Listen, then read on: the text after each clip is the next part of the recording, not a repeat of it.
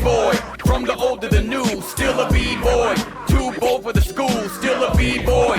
East Coast to the West, B-boys worldwide. We supposed to be blessed, still a B-boy. This week's roundtable, we're heading east to NYC to discuss the groundbreaking and legendary group of Mike D, MCA, rest in peace, King Ad Rock, the Beastie Boys. Top 10 Beastie Boys songs. As always, I got Raven Hunter with me. Also joining me is Surreal the MC, Brad Sadler. You know them all. So let's do this. I'm starting with a personal favorite. It's probably not a top 10 Beastie Boys song, but I always have like personal favorites that just get me. And that's what number 10 is. So we're going to 1989's Paul's Boutique. And I'm going with Eggman, because if I hear this beat and the way they break down the beat in it, it pops me every time. This might be their best album. You could make that argument and it'd be hard to argue against it, but the lyrics are on point. It's a small song, but I just always loved the beat, the Dust Brothers production on this one. But Eggman is just a fun song to me. I always loved it. Raven, what's your number 10? For my number 10, this song, it's it's a legendary song. It's not necessarily one of my personal favorites, but 1986's "You Gotta Fight for Your Right to Party." Just the message behind that song at the time was huge for the whole scene. And of course, License to Ill, it could also be argued as their best album. They probably have like 4 albums you could argue were their best albums. But just because this was the first rap LP to ever top the charts. Rick Rubin helped produce it. They used some live instruments and stuff. So I would say that song had to make the list. It's probably their biggest song. If you ask the person on the street to name a Beastie Boys song, they're probably going to say that. That's an iconic song. Surreal, what do you got at number 10? My number 10 is from Check Your Head, and it's Something's Got to Give. It's instrumental mostly with a few Jesus Christ, we're nice. My list is more compiled with less of the Intergalactics and Fight for Your Rights and No Sleeps to Brooklyn's, and more with the stuff at the time when the album came out that I was drawn to at that age, I guess. So my list is gonna be kind of off the wall, but Something's Got to Give is my number 10. All right, Brad, what you got at number 10? Most of my list is going to be a little bit off the wall too, so I like the last guy's style on that. And I have something to add to your Eggman post in a little bit, but I'll wait till I get there. But this will be probably one of the more normal songs. I had to pick something off Ill Communication. So for me, License to Ill, Paul's Boutique, Check Your Head, 3 perfect albums. It's so hard for me to pick amazing songs off those albums. Then you get to Ill Communication, and they had huge songs that were on the level of those 3, but the album was not as cohesive in my opinion. I couldn't listen to it all the way through. But Root Down, I love the way that record comes in, the scratch, you can hear the crackles from the record playing, they're rapping, kind of more without all the effects on their voices, kind of brings it back to the License to Ill style sound to their voices. And it's just a cool song. So I put that in as my number 10. Yeah, Root Down was on my honorable mentions and almost cracked number 10, but Eggman had to make it. So that's a good one.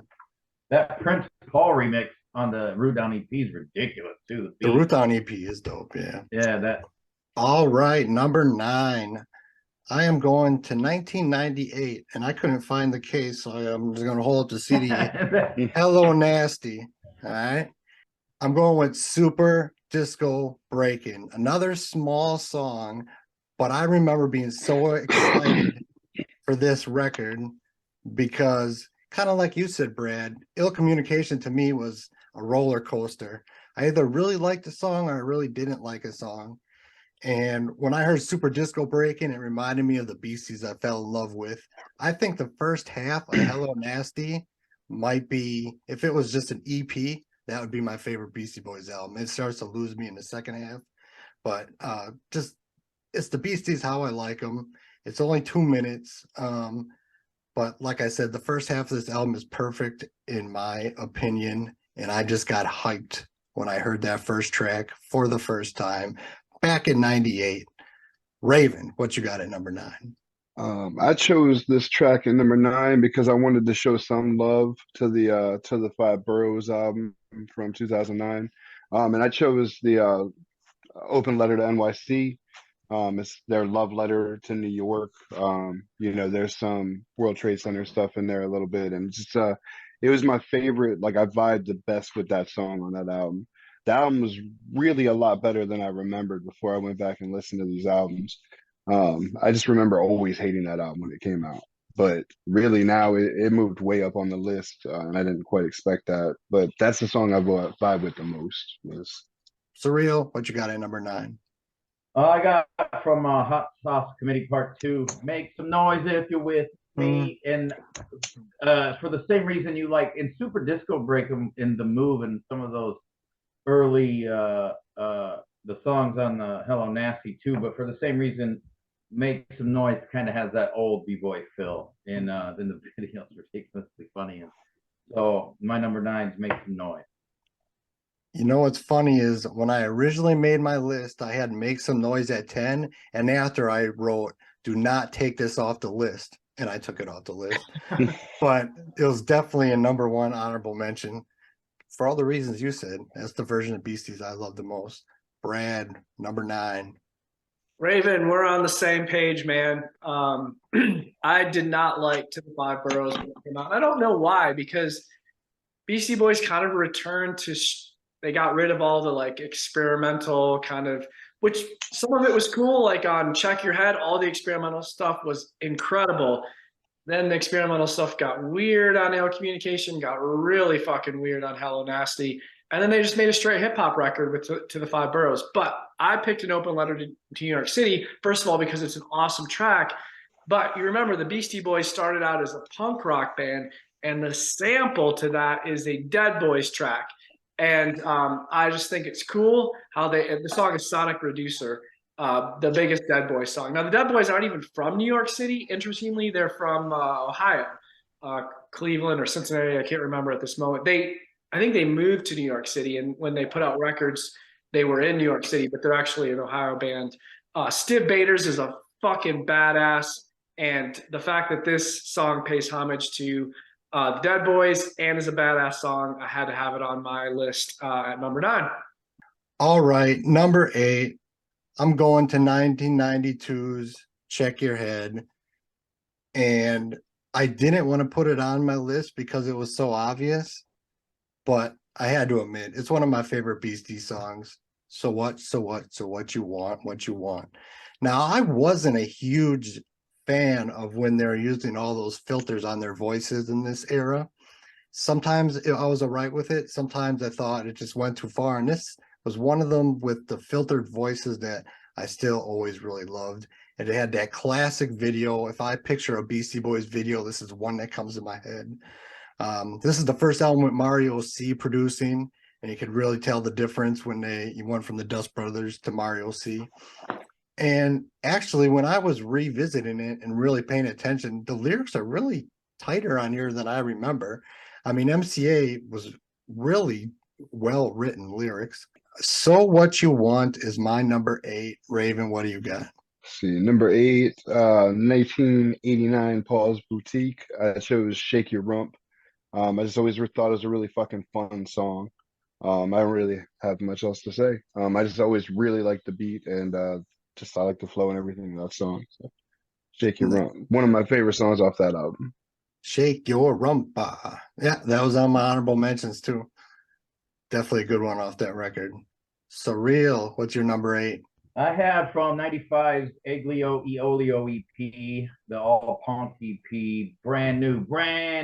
It's brand new. I'm old school. I had Pollywog, She's on It, and Rock Hard, and Cookie Puss, and all that. So when they did the throwback to the old punk stuff in 95, in between the big albums, I was all about that. And they had AWOL, the drummer from Suicidal Tendencies, on that with them, and I just really like that track, brand new. She was like right to the point. Go ahead. That song, it made my honorable mentions. I have that CD, a Japanese press of that CD, and that's like one of my favorite albums from them. So Yeah, I'm glad that's the somebody one with the brought that Doors up. cover extra, isn't it? The Yeah. Japanese one. They have, yeah, that shit's dope. You had Cookie Puss back in the day record? Not when it first came out, but yeah, there's an antiquarian one. So like, Antiquarian was this vinyl shop / bookstore in Omaha, and it's kind of the scene where like the Faint and Bright Eyes and Conor Oberst and a lot of indie rockers came out of there from Omaha, and they had like, yeah, like I had a lot of early stuff, and I didn't really know what I had at the time. Right. I had a lot of old L Cool J and Run DMC and I had an old DJ Qbert TDK tape. I guess that's kind of off topic, but Mixmaster Mike Beast is kind of related. Yeah. But I had the where he was scratching up Rush, Modern Day Warrior, and I like it's on eBay for like $1 million, like $600 now. I just didn't know what I had at the time, I guess. Yeah, same here. So much shit like that. Mhm. All right, Brad, what you got at number 8? Perfect segue into 1982 Pollywog Stew, the actual record. So let me back up and say a couple of things. First of all, huge Beastie Boys fan. And I used to be a radio DJ when I was in college. I worked for my freshman and sophomore year. I did a radio show. And basically they had this horrible shit. It was the shittiest alternative music you could play, but you could pick your own songs. Like every 3 songs, you could throw your own stuff in there. Well, I was like, fuck that. I'm going to pick all my own stuff and maybe throw a song or 2 of theirs in there and see how long I last.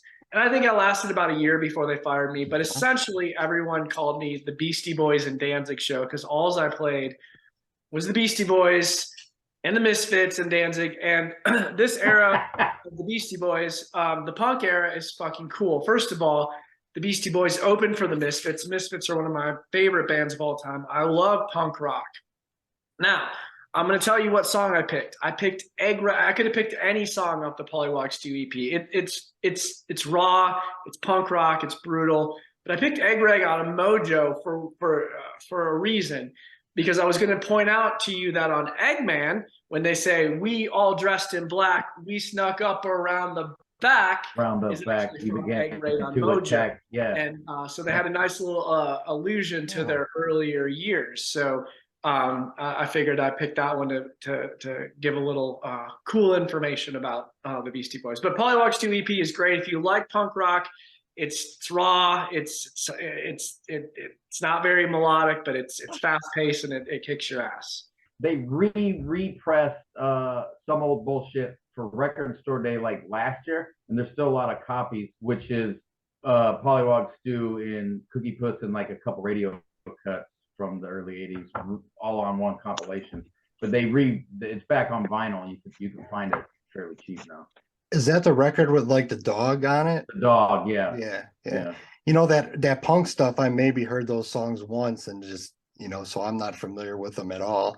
I think I went back and listened to them just to like out of curiosity, which gets us to number 7. And we were talking about the album before, not 2004, not 1994, 2004's To the 5 Boroughs. And I'm going with the first song on this album too. Check it out. Similar to Super Disco Breakin', it hits you right away. It's the type of Beastie Boys songs that I love. The old school rhyming with the unique but dope beat. And like I said before, I think this is an underrated album. I don't think I truly appreciate it at its time, but it's aged really, really well. I almost went with Right Now, which is after it, but To Check It Out is just kind of like a Intergalactic Part 2 type song that I really dug. So that's my 7. Raven, what do you got at 7? I went to 94's No Communication with Get It Together with Q-Tip. I love that. I love that beat, and I love Q-Tip. And if I'm not mistaken, Q-Tip freestyled that verse, and he just went off on that track. So that's my favorite song on that album. Ma Bell got the ill communication. No, that's a classic. It'll be talked about again. Number 7, Surreal. What do you got? Check Your Head, and well, the song's Jimmy James, but I have this thing with how they couldn't get the estate of Jimi Hendrix to clear the sample, so the version on the single is different from the version on the record, but they're both like amazing. So like I would listen to them back to back, and I just in it's one of those where it just goes right into it, like we've been talking about, like the check it and makes noise, where it's just them bouncing off and the beat sick and that the guitar sample. So Jimmy James is my number 7. Both the remix and the original like are tied though. Brad, what do you got at number 7? All right. So I was a huge fan of License to Ill, and I am not lying. I'm one of the few people that did not hate Paul's Boutique when it came out. All of my friends were really, really into hip hop. I was really, really into metal, but our common ground was the Beastie Boys. So if we were rolling together, it was License to Ill. And then when Paul's Boutique came out, we just went straight ahead to that. It was really interesting. And I met in that time period when Paul's Boutique came out and nobody bought it. Everyone said it was crap. I met a guy who actually only owned Paul's Boutique, and he had a collection of music of sophomore flops of bands, and that was what he collected. And I remember looking, and I was like, but Paul's Boutique is awesome. He's like, yeah, but it's a flop. So, but nowadays it's considered to be, you know, this, which it is, an incredible record. It's hard to pick any song. I mean, I looked up and down there. I'm like, God, I could pick this song, that song. But anyways, I'm sticking with like the heavy metal punk rock theme. I did Looking Down the Barrel of a Gun because it's got that awesome guitar, and it's got the shortest guitar solo in the world, which I think is so fucking cool. It's like, eek! And that's the end. That's the guitar solo in that song, which I think is really cool. And it's just a badass song. So Looking Down the Barrel of a Gun is mine. It is amazing how that album was looked down upon when it dropped, and when I went through it again, I'm like, this is great. It's amazing. All right, number 6. I'm going back to the big one, 1986's License to Ill. So many to pick from, but I'm going with a fun one, Brass Monkey. Classic debut. When I think of this album, I think of an 808 drum machine, and this is a great example of the 808 drum machine on this song. You know, you got the Rick Rubin production. This is Def Jam in its, you know, early days when they're just hitting off. And this record helped bridge, you just said it, it really helped bridge a gap between hip hop heads, hardcore hip hop heads, and, you know, more, not necessarily mainstream, but non-hip hop heads. This record was one of them that really helped bridge that gap to bring hip hop to new ears, new audience. So when I think of License to Ill, I think of an 808 drum machine. When I think of an 808 drum machine, I think of Brass Monkey, that funky monkey. Number 6, Raven, what do you got? I also had Brass Monkey as my number 6. Of course. That's a really fucking fun song. And like you said, that album, I usually do think of Brass Monkey first when I think of that. And I still can blare that song and be happy as I can always remember being. So Surreal, do you have Brass Monkey at number 6? I have number 6 from Ill Communication, going back punk again, Heart Attack Man. I was real into the whole like Grand Royal magazine, the label, Luscious Jackson, Hurricane solo, like how it all kind of, some of it was on MTV, some of it was in indie vinyl shops, like the whole, there was just so many levels of it. And Heart Attack Man was like one of their punk songs, but they performed it on Saturday Night Live. It wasn't a single. And then like DJ Hurricane scratches, What Do You Know About Partying, from one of their old records. Like the whole culture clash of everything was just exciting to me because like it didn't even make any sense. So the song itself isn't really a standout necessarily compared to a lot of the other punk songs, with the exception that there's the DJ scratching. But it's just, I don't know, for some reason that song means a lot to me because it's just so out there. It was actually about when they had the basketball court at Atwater, when they were in LA, the one of the guys that worked at the label and helped with tours and stuff, Bob, he was really heavy set, and he was like the heart attack man was an actual guy that they were afraid was going to have a heart attack.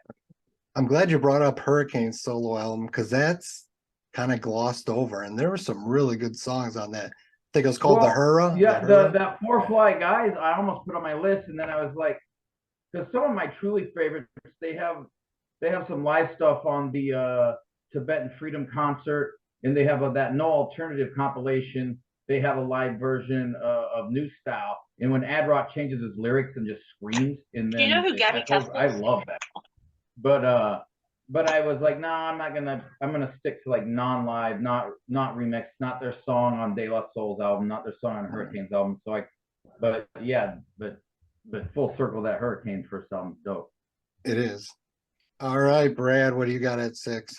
All right. So number 6. So I said my top 3 Beastie Boys albums would be License to Ill, Paul's Boutique. But interestingly, so I love Paul's Boutique when it came out. Check Your Head, when it first came out, I didn't like it. And today it's my favorite. And it took me a little while to get used to it. And it's the effects on their voices. Like, I just loved the sounds of the Beasties' voices when they were rapping. And I was like, why are they trying to hide their voices? They're fucking awesome. And there's a few songs though on Check Your Head where they didn't, and I had to pick one of them. Pass the Mic is the one that I chose. Incredible album, incredible song from that album. Again, probably one of my more normal Beastie Boy. So I had to have a few songs that are not just like the rock and roll, punk rock, whatever. And I loved Pass the Mic when it came out.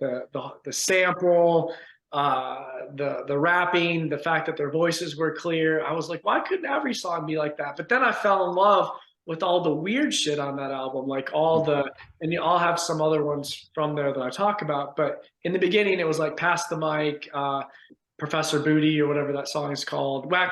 Professor Booty, Wax the Booty and Team Kid Rock. But that song, there's a couple others where they don't have effects on their voices, and those struck me first. No, that's a good song. That was also on my honorable mentions.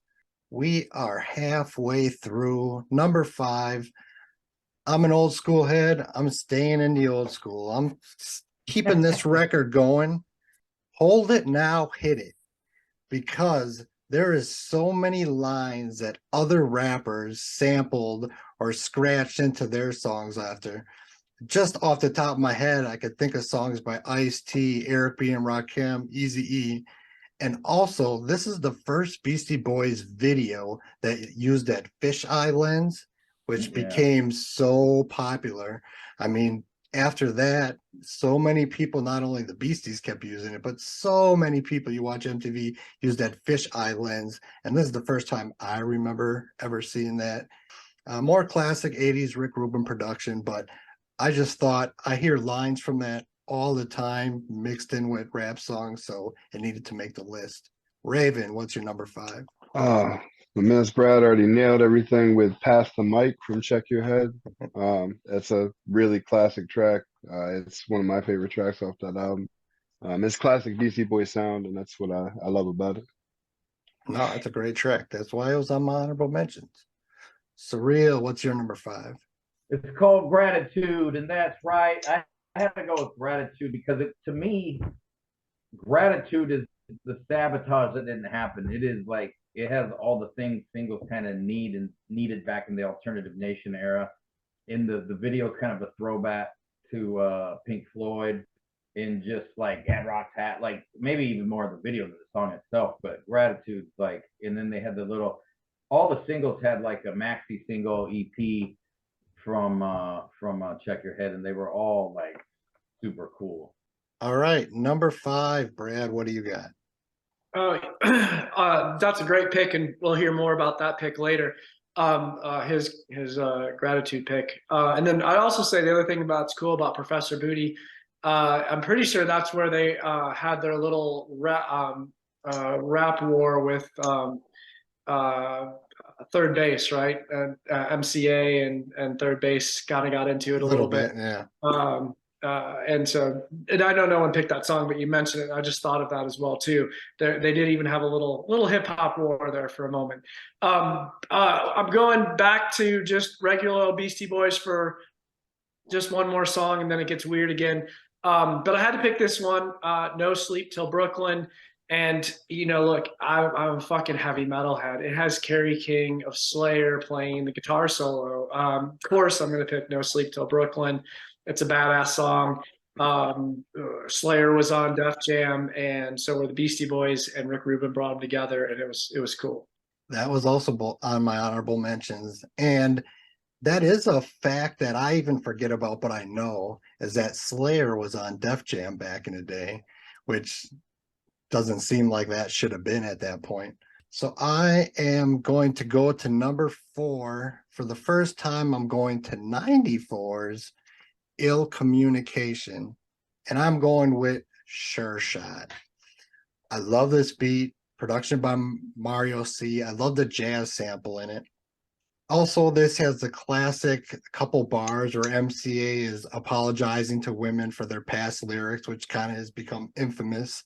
And Ill Communication, obviously the massive hit was Sabotage, but back in 94 and now in 2022, I still can't stand that song.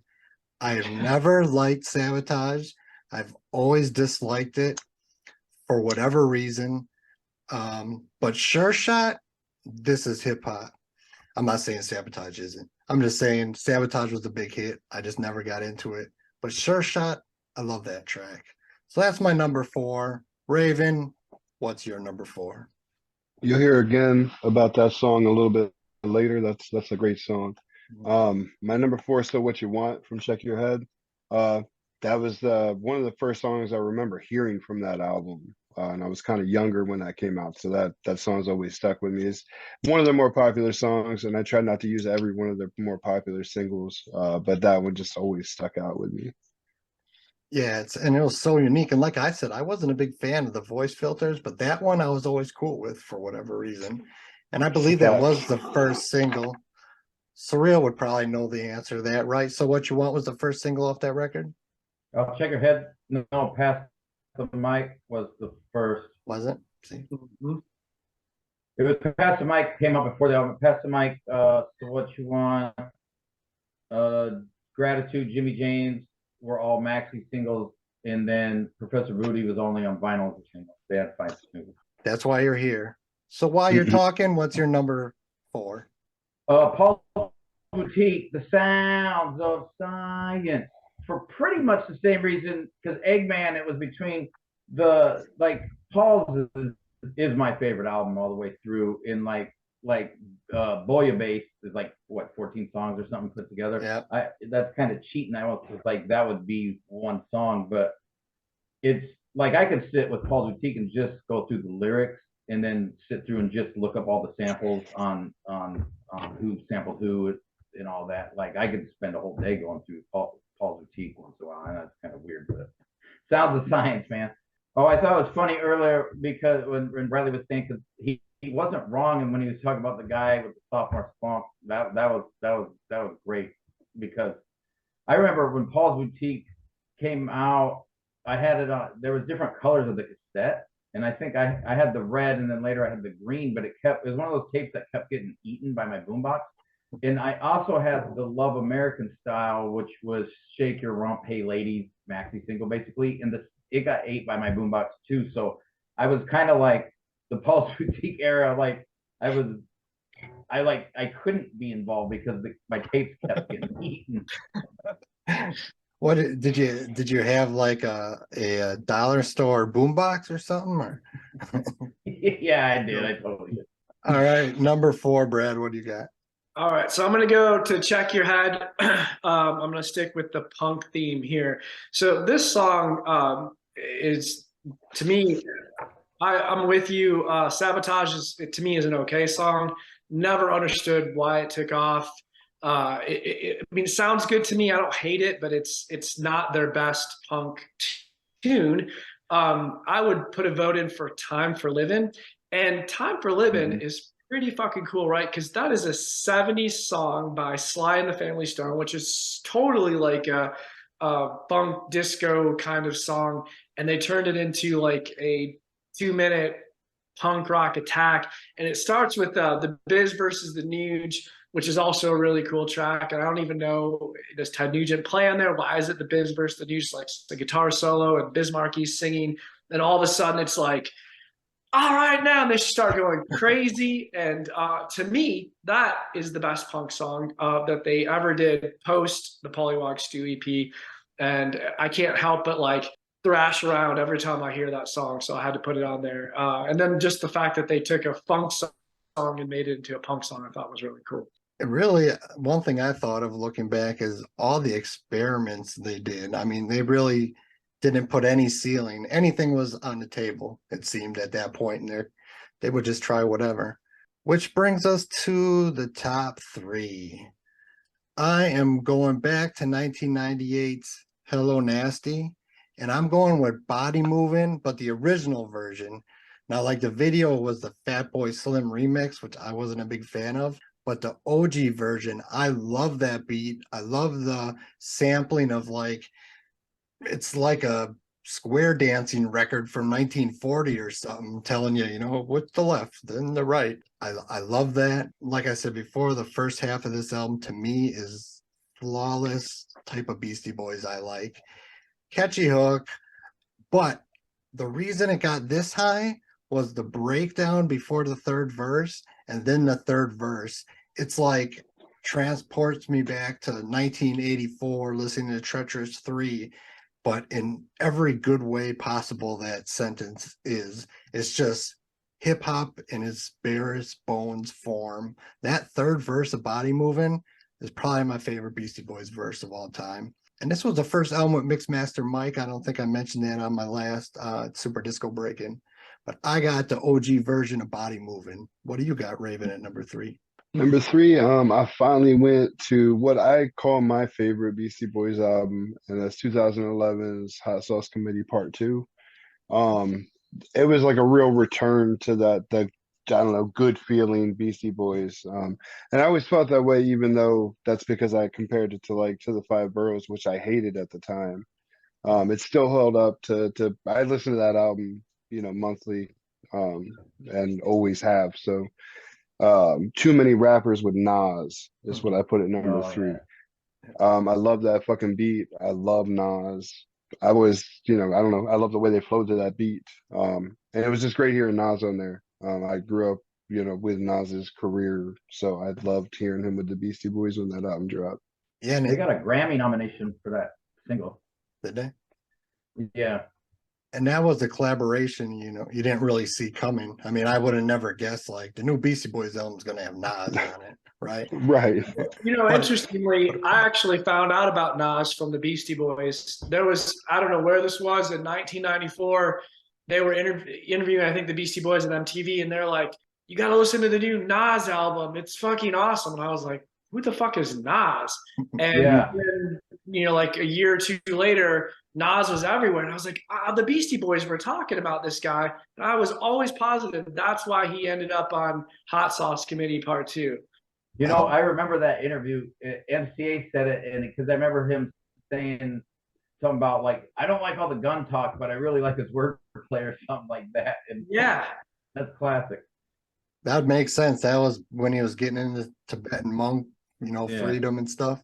All right, we are number three. Surreal, what do you got?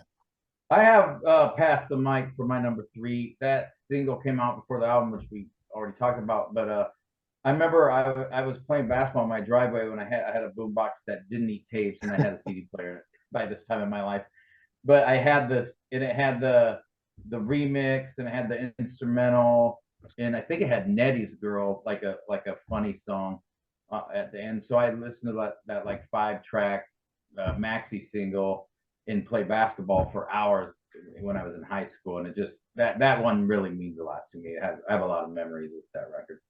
Nettie's Girl and Boomin' Granny are two of the Granny fucking song. I had Boomin' Granny on my list.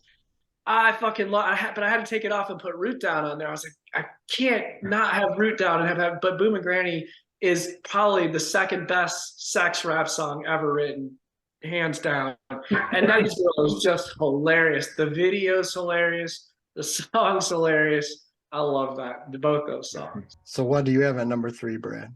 All right, so we're going back to Check Your Head, and I don't think this song. I don't know that I would have picked this song before we made this list, but I'm going through Check Your Head, and I'm like, I hit Gratitude, and that super fuzz guitar just like, I was like, man, that guitar just sounds so fucking awesome. I am a huge fan of the fuzz guitar. Like, so what fuzz guitar, like Black Sabbath Paranoid, the guitar solo on there has the fuzz guitar, and the fuzz guitar is on that Gratitude song. And so when you picked that, I was like, man, that's so fucking cool. And you're right. And I was thinking about that today too. It's kind of like Sabotage, but way fucking better. I think it's way more catchy. Still got ad rock, kind of screaming, half rapping. The video's cool, throwback to Pink Floyd. And it's one of those songs, like when I first heard Check Your Head, I was like, what is this bullshit? And now today, one of my favorite songs of all time by them. Number two, top two. I am going back to Ill Communication. We talked about it before. Get It Together with Q-Tip. True B-boy music here, just beats and rhymes. Q-Tip is another one I would have never guessed at the time would pop up on a Beasties album. Although it makes more sense looking back than it maybe would at the time. But, and we've talked about a few tracks with the Beastie Boys. They don't do a ton of tracks with other rappers, but it seems whenever they do, they're really good tracks. Whether it's a Nas one or this one or the De La Soul Squat on the De La Soul record. Milk Tea Spam. Yeah, when they do collaborate, it's usually really well done. Great samples. We got Mario C. And for some reason, when I hear this song, every time I hear it, I always picture those four in a studio recording this and just like having the time of their life. For some reason, that's always the image that pops in my head. Number two, Raven, what do you got? My number two hangs out also in the Ill Communication. It's a Short Shot. That's already been talked about, but it's just classic Beastie Boys, and I fucking love that song. It gets me hyped. It is classic Beasties. If you had to like play, you have one song to explain the vibe of the Beasties, their whole careers, you got to kind of sum it up. That'd be a good pick. All right, Surreal, what do you got at two? I got Posse in Effect doing the do. Ridiculous. I can't even say Posse in Effect without like laughing because I feel like I'm in like sixth grade again. I mean, License to Ill is pretty sick all the way through, you gotta admit. In fact, Slow and Low is my runner-up song, but Posse in Effect, like we got more rhymes than your whole damn group. Like the whole thing just it's ridiculous. Like it's so ill. Doing the do. Come on now. All right, number two, what do you got, Brad? All right, so my number two, I'm going to stick with Paul's Boutique for the last two. And my number two is going to be Car Thief. And why did I choose that? Yeah. Most of Beastie Boys songs are like high energy, coming at you, and Car Thief was a different thing. It was kind of like a stoned, laid back, kind of almost had a pre-G-Funk vibe to it. And when I really got into G-Funk, I was always like, man, Car Thief, that song like fits with that whole kind of like, you're just kind of laid back, stoned, chilling. I love that song. Always. I don't buy Chiba, I grow it. Dude, that's a great pick. It is a good pick, and it is a different vibe than most of their tracks, which brings us to the number one pick for everyone. And I said it multiple times. I think the first 7-8 songs on Hello Nasty are my favorite body of work. I wish they just would have not done the second half of the album. But I'm going with the most famous song off it, number one, Intergalactic Planetary. On paper, I don't think this song would look like it would work, whether it's that, robot-y sample and, it had a very interesting video, but the bare bones of the rapping is the part of Beasties I love the most. The classic back and forth. It's just gets me hyped. This song gets me hyped more than any other Beastie Boys song. I just put it's B-boy music at its finest. And also, this is 1998. What's popular in hip hop? Puff Daddy, Mace, jewelry, women. And after Ill Communication, which to me was like that and Lots of Experiment, they really came back and just did, I guess I shouldn't say roots, their roots are punk, but their hip hop roots, the back and forth rapping. This single even won a Grammy that year. So I wasn't the only one who liked it. So I'm going with Intergalactic. What topped your list, Raven? I'm gonna go back to Hot Sauce Committee Part 2. Like I said, my favorite album with Make Some Noise. I love the way it opens the album. It gets me just ready for the fucking Beastie Boys. It's one of my favorite songs from them ever. And I just remember when that came out, like in 2011. I just got an MP3 player for the first time, and that was like the only song I put on it. Like, so I fucking love that shit. So. And also it had a really ill video where it was like the video started how the video for Fight for Your Right to Party ended. It wasn't them playing themselves, it was other actors playing them. Yeah. Orlando Bloom played Johnny Riel from Paul's Boutique in that video because he had the Def Jam jacket. Right. That was a really cool video, a great concept, because it starts with them coming out of the smoke-filled room that they were leaving, and and that song even ties into it with the hook. So I thought that was pretty clever. So that's a good pick. Like I said, it was on my honorables. Yeah. Surreal. What is your favorite Beastie Boys song? Well, before I say that, I was just thinking of the thing you described. That song they had alive on the sound compilation, you know, where they're bobbing up and down in the puppy, the felt suit. You know, it could be nice to be alive. Live. That kind of made me think. But my number one song is Sure Shot, verbatim for the reason you said that, because rob you and I saw them live on the Hello Nasty tour, but they came out to Sure Shot, and like it's just real, like it just goes. There's no long intro. It's just them, boom, the dog, and them, and it's just for exactly why you said it, because it kind of rolls it all up into a ball that throws it at you. You can't, you won't, you don't stop. Hurricanes on the hook. I mean, that's my pinnacle. That was the tour where they're like in the center, right? And it was a rotating stage. Yeah. All right, Brad, what's your number one? So I had to stick with Paul's Boutique, and I think Check Your Head's my favorite album, but the top two songs go to Paul's Boutique. And I was like, what song am I going to pick? Like 3 Minute Rule is fucking cool with the table tennis in the background. Sounds of Science is fucking awesome. I remember I was at Lollapalooza 94 and they did that live, and I was the only one that could rap it all the way through where I was. Like nobody knew all the lyrics. But I went with Shake Your Rump, and because of the bass sound, there was a guy in my dorm freshman year, and every time that we played this, I mean, we played the Beastie Boys like, I don't know, 50, 60, 75% of the time. And anytime that bass would come on, his jaw would just drop that. His jaw would drop open. Every time I hear that, I think about that guy, that fucking bass sound in that song. And then just the way besides that little To All the Girls instrumental, it's like the opening track that kind of kicks off, gets you hyped for the album. And so Shake Your Rump is my number one Beastie Boys song of all time. As always, honorable mentions. If no one said anything about him, I just want to name him to give him some love. Paul Revere, I had Time to Get Ill, because even now, all these years later, if someone asks me what time it is, Chris, what time is it? It's time to get ill. I still say that. It used to piss my ex-wife off. Hey Ladies, I thought someone would bring up Hey Ladies. No one did.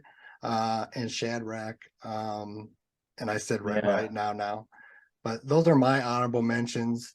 Beastie Boys, truly bridging the gap. Like you said, Brad, a group that people who like different genres can usually agree on.